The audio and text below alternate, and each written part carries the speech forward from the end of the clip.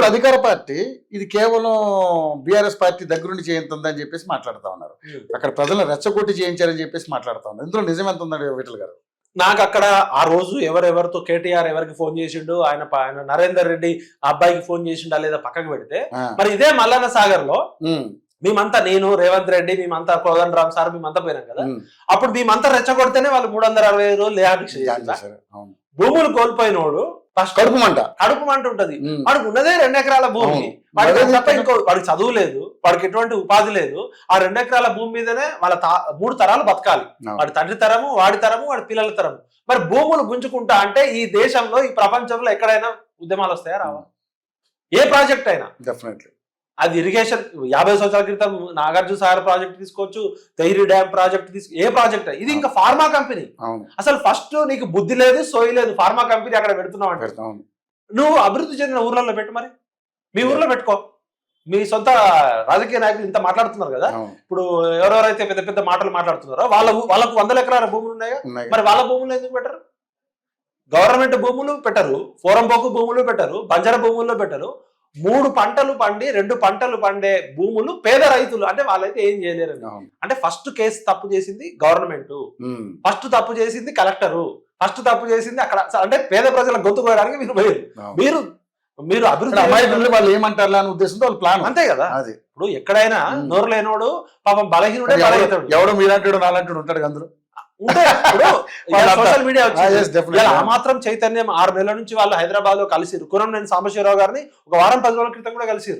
అక్కడ కలిసిన తర్వాత నా దగ్గరకు వస్తా అని చెప్పారు వాళ్ళు, మరి తర్వాత రాలేదు. కోదండ రామ్ గారిని కలిసిరు, మరి కోదండ రామ్ గారు ఏం మాట్లాడట్లేదు. ఇదే ఆకునూరి మురళి గారు మాట్లాడాలి కదా, ఇదే హరగోపాల్ గారు మాట్లాడాలి కదా, కాంగ్రెస్ ప్రభుత్వం మార్పు రావాలని చెప్పారు కదా, మరి కోదండ రామ్ రేపు పొద్దున అక్కడికి పోవాలి కదా పౌరవకుల నేతగా, మరి హరగోపాల్ అక్కడ ఉండాలి కదా. మరి ఈ ఆయన ఎవరు బెల్లయ్య నాయకుడు, మరి లంబాడి హక్కుల మీద పోరాటం చేసిండు ఆయన పోరాటమే లంబాడి హక్కుల పోరాటం. ఇప్పుడు ఇలా మనకి లారెన్స్ బిష్నోయ్ అనేటోడు సల్మాన్ ఖాన్ చంపుతా అంటున్నాడు. ఎందుకు చంపుతా అంటున్నాడు? ఎందుకు చంపుతా అంటున్నాడు? ఒక కృష్ణ జింక్ మీద ఆయనకున్న ప్రేమ. కృష్ణ జింక్ అనేది బిష్నోయ్ తెగకి దేవుడు లాగా. కృష్ణ జింక అనేది వాళ్ళకి ఆరాధ్యమైన జంతువు. ఆ బిష్నోయ్ తెగ మొత్తం, బిష్నోయ్ తెగ కూడా ఒక గిరిజన జాతి లాంటి తెగ, వాళ్ళు మొత్తం వార్ డిక్లేర్ చేసిర్రు.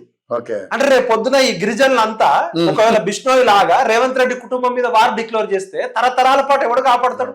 ఇవ్వాలంటే అధికారంలో ఉన్నాడు రేవంత్ రెడ్డి, తిరుపతి రెడ్డి, కొండల రెడ్డి తిరుగుతున్నారు. ఒక అధికారం కోల్పోయినాక మొత్తం దేశంలో ఉన్న గిరిజనులు లంబాడాలంతా వీళ్ళు టార్గెట్ చేస్తే ఎవడు కాపాడుతాడు? వీళ్ళకి సోయుందా? అంటే ఎక్కడ ఉన్నారు అనుకుంటున్నారు వీళ్ళు? సో ఇంకా జనాలు అంతే కదా, అలాగే ఉన్నారు. ఒక కృష్ణ జింక్ అని చంపితేనే ఒక బిష్ణోయ్ తెగ ఇవాళ మొత్తం ఇండియాకి ఎవడైతే ఆ కృష్ణ జింక్ 10 మందిని తీసుకుని వాడి ఇక్కడ నుంచి దుబాయ్ పారిపోవాలి, అమెరికా పారిపోవాలనుకుంటున్నాడు. రేపు పొద్దున ఈ రేవంత్ రెడ్డి ప్రభుత్వం మీద, కాంగ్రెస్ ఎమ్మెల్యేల మీద, అక్కడ ఉన్న లీడర్ల మీద మొత్తం ఇండియాలో ఉన్న గిరిజన బంజారా సేవ ఒక తీర్మానం చేస్తుంది. ఇక మా భూములు గుంజుకున్నారు, వీళ్ళనే మా పిల్లల్ని 3rd డిగ్రీ పెట్టి కొట్టించారు. ఇవాళ కొడుకుని తండ్రికి దూరం చేసారు, తల్లిని బిడ్డకి దూరం చేసారు, గర్భిణీ స్త్రీలని కాళ్ళతో దనేరు, ఎదల మీద, ఆడవాళ్ళ ఎదల మీద మనం చెప్పలేని రాయలేని మాటలు తిట్టారు. వీళ్ళు పోలీసులా, ప్రభుత్వమా, అధికారులా, గుండాలా? ఈ గుండాగిరి చేసింది ఎవరు? ఫస్ట్ గతంలో కేసీఆర్ ప్రభుత్వం ఇట్లా చేసింది అని చెప్పి మేము ఆ మాత్రం సోయి ఉండాలి కదా. రేపు బంజారా సేవాలాల్ సేన మొత్తం తీర్మానం చేస్తుంది. భారతదేశంలో ఉన్న బంజారాలందరికీ రేవంత్ రెడ్డి కుటుంబం శత్రువు అని డిక్లేర్ చేస్తుంది. అప్పుడు నువ్వేమైనా చేయగలుగుతావా? 1,00,000 మంది ఉంటారు వాళ్ళు. కరెక్ట్. నీ ప్రభుత్వం ఏం చేయలేదు, నీ పోలీసులు ఎవరు కాపాడలేదు. అందరూ కలిసి వచ్చారంటే మామూలు నువ్వు అధికారంలో ఉన్న రోజు కాపాడతారు. నీ అధికారం కోల్పోయినాక నీ కుటుంబానికి థ్రెట్, నీ పిల్లలకి థ్రెట్. ఏమనుకుంటున్నారు మీరు? ఎక్కడ ఉన్నారు అనుకుంటున్నారు? అంటే మీరు చూడట్లేదా ప్రపంచంలో ఏం జరుగుతుంది? ఒక్క మనిషి తెగిస్తే దేశమే అమెరికా లాంటి దేశానికి చూపించిండు బిల్లాడని.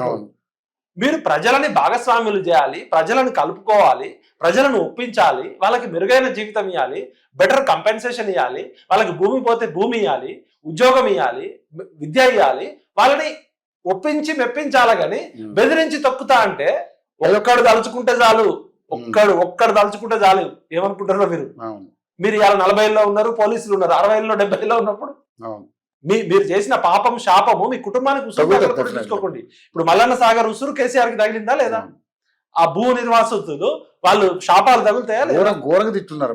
మరి నేనేమంటున్నా అంటే రేవంత్ అన్నకి ఫస్ట్ ఈ ఫార్మా కంపెనీలు మనకు వద్దు, మనకు కావాల్సింది రకరకాల ఇండస్ట్రీస్ ఉన్నాయి.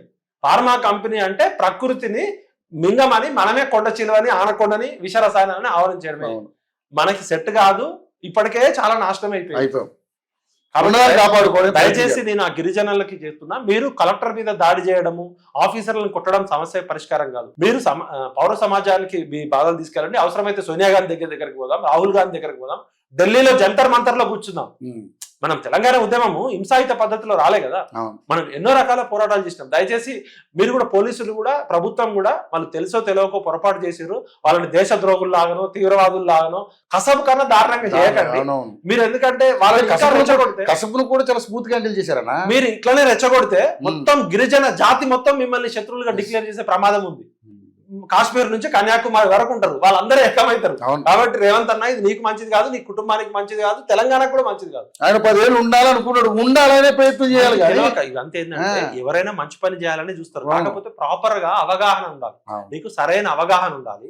సరైన అవగాహన ఉంటే సరైన ఆలోచన ఉంటుంది. నీ అవగాహనలోనే లోపం ఉంటే నీ ఆలోచన కూడా లోపం ఉంటది. అభివృద్ధికి లింక్ ఉంటది. అవగాహన, ఆలోచన, అభివృద్ధి, ఈ మూడు ఒకదానికి ఒకటి లింక్ ఉంటాయి. వీళ్ళు డైరెక్ట్ అభివృద్ధి గురించి మాట్లాడతారు. ఇప్పుడు ఒక దగ్గర ఒక ఫ్యాక్టరీ పెట్టాలి, ఆలోచన లేకుండా చేసే పని. ఆలోచన కన్నా ముందు అవగాహన ముందు స్టడీ చేయాలి. ఏదో ఫారెన్ పోయొచ్చో, లేకపోతే అక్కడ పులిని చూసి నక్కవాదం పెట్టుకుంటుంది. అందుకనే మన రాజకీయ నాయకులకి ఎక్స్పీరియన్స్ ఉండాలి, ఎక్స్పోజర్ ఉండాలి, లేకపోతే చదువు అని ఉండాలి. ఇప్పుడు చదువు ద్వారా జ్ఞానం వస్తుంది, ఎక్స్పోజర్ ద్వారా వస్తుంది, లేకపోతే ఎక్స్పీరియన్స్ ద్వారా వస్తుంది. ఈ మూడు లేకుండా నేను పాస్పోర్ట్ బ్రోకర్నో, రియల్ ఎస్టేట్ బ్రోకర్నో, లేకపోతే హోటల్లో బ్రోకర్నో చేయడానికి పని చేసి 50 కోట్లు 100 కోట్లు తీసుకొచ్చి నేను ఎమ్మెల్యే అయిపోతా, పేదవాళ్ళకి ఒక స్లమ్స్ లో ఉన్న 2000 3000 ఇచ్చి ఎలక్షన్ లో గెలుస్తా, ఇంకా రాజుని అయిపోయినా 5 సంవత్సరాలు ఏదైనా చేస్తామంటే అది నడవదు. ఆ కాలం పోయింది. ప్రతి ఒక్కరికి సోయి వచ్చింది, సోషల్ మీడియా వచ్చింది, అవేర్నెస్ వచ్చింది. మీరు పాలకులు ప్రజల జీతగాళ్ళు, పాలకులు ప్రజల సేవకులు అనేది మర్చిపోతున్నారు. మీరు ఏదో పెద్ద రాజుల్లాగా, చక్రవర్తుల్లాగా, మా ఇలాకా, ఎవడి ఇలాకా ఇది? ఇలాకానా అది? ప్రజల ఇలాకా ఇది. మీరు జీతగాళ్ళు, మీరు ప్రజల చేత ఓట్లు అడుక్కున్న బిచ్చగాళ్ళు. అంతే. ఇది నా ఇలాకా, అది నా ఇలాకా. ఒక ఆయన గజ్వేల్ నా ఇలాకా అంటాడు, ఒక ఆయన కొడంగల్ నా ఇలాకా, ఒక ఆయన సిరిసిల్ల నా ఇలాకా. అరే ఫస్ట్ మీ మైండ్ సెట్ మార్చుకుంటారా బాబు. మీరు ప్రజల జీతగాళ్ళు, ప్రజల సేవకులు, ప్రజా ప్రతినిధులు. మీరు రాజులు కాదు, చక్రవర్తులు కాదు. ఓటు అనే భిక్షం మేము వేస్తే వచ్చిన మా జీతగాళ్ళు, మా సేవకులు.